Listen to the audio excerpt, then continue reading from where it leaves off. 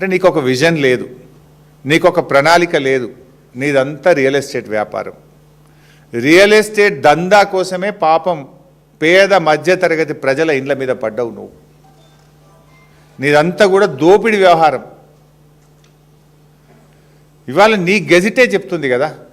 ఇవాళ మనం రోజు ఈ గత నెల రోజుల నుంచి టీవీ చూస్తూ ఉంటే అక్కడ గల్ఫ్లో యుద్ధం జరుగుతూ ఉంది. ఇరాన్ గల్ఫ్ యుద్ధంలో అక్కడ రాకెట్లు పడతా ఉంటే ఇండ్లు కూలిపోతూ ఉంటే మనకు బాధ అవుతూ ఉంది.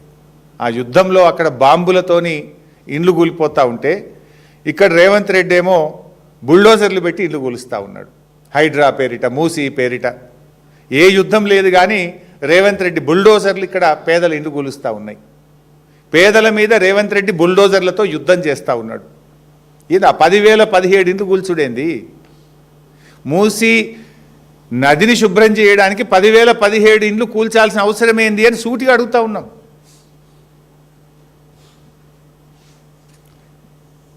రాహుల్ గాంధీ గారేమో బుల్డోజర్ రాజుకు వ్యతిరేకమని దేశమంతా తిరిగి చెప్తాడు. మరి రేవంత్ రెడ్డి కూల్చే ఈ బుల్డోజ్ రాజ్యం రాహుల్ గాంధీ కనబడతలేదా? రాహుల్ గాంధీ నువ్వు దేశానికి ఏం చెప్తావు?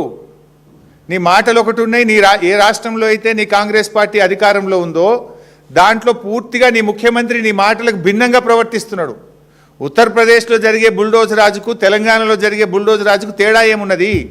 ఆడగదే ఇండ్లు గులగొట్టుడు, ఈడగదే ఇండ్లు గులగొట్టుడు కదా. మరి నువ్వు ఆడ పోరాటం చేసినావు, ఇక్కడ నీ ముఖ్యమంత్రికి ఎందుకు మొట్టికాయలు వేస్తలేవు? బుల్డోజ్ రాజును బంద్ చేయమని రేవంత్ రెడ్డికి ఎందుకు చెప్తలేరో రాహుల్ గాంధీ గారు ఈరోజు సమాధానం చెప్పాల్సిన అవసరం ఉంది.